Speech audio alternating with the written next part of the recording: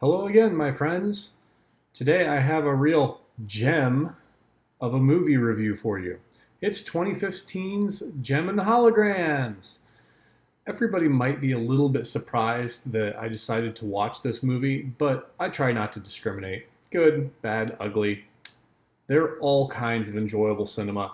And in all honesty, I actually really enjoyed this film. So let's back up just a little bit and get a little bit of history. Gem the movie is based off a mostly forgotten 80s cartoon by the same name.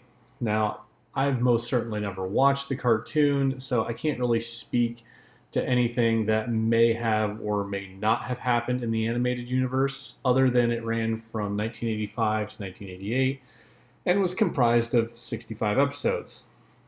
Hasbro also seemed to have had a vested interest in the show, so there must have been some serious product tie-ins.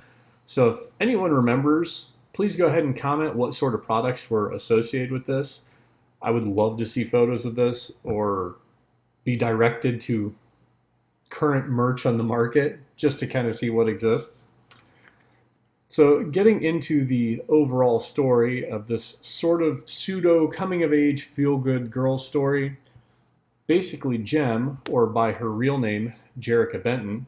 As a side note, I really kind of like the name Jerrica. Definitely something very different. Has been basically orphaned once her dad passed away and now lives with several other girls, with an aunt or something. I found this really kind of unclear in the movie who the parental guardian slash figure was, but it really wasn't important. And one of the girls is her biological sister, but again, kind of falls into the not real important category. And all these girls have musical talent, and they're pretty dang good together. So in the movie, at least, Gem is portrayed a little bit like an outsider of the group who is still really holding on to her dead dad and has some issues. Can't wait for the after party later. And unfortunately, we pull a Justin Bieber, and a video of her singing gets posted on the web by her social media obsessed little sister. Of course, we can easily anticipate what happens next. She goes absolutely viral, blows up overnight.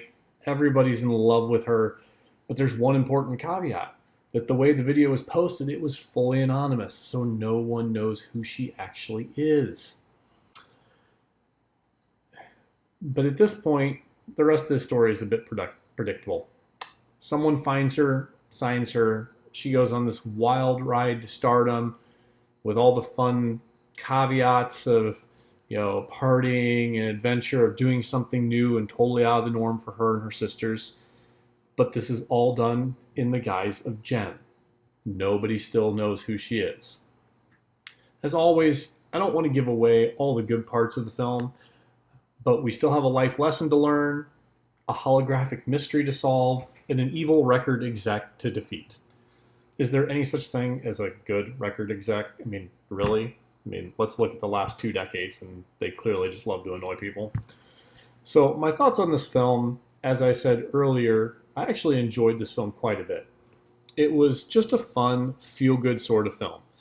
I would even go so far as to say that this is even a kids-friendly film, as it eschewed violence, sex, nudity, and I don't even recall swearing. Not that I really noticed that anymore, but I don't recall there being much, if any.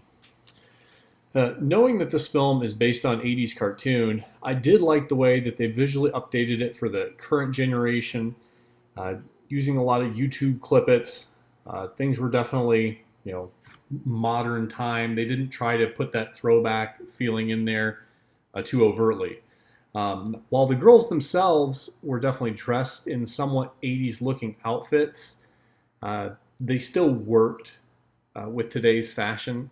The color palette that they used for the movie was definitely fitting with the cartoon. Lots of pinks, lots of purples. They did a lot with lighting, so it worked really well as coming across as modern and not dated, but definitely still elucidated that retro feeling. At the end of these, I like to give my recommendation for who should watch these films. I would say it's safe to let your tween kids watch this. Full of positive vibes, and really for anyone who wants a simple, fun story. It's not deep, it's not complex. It's almost a story you know, but it's enjoyable, an easy watch.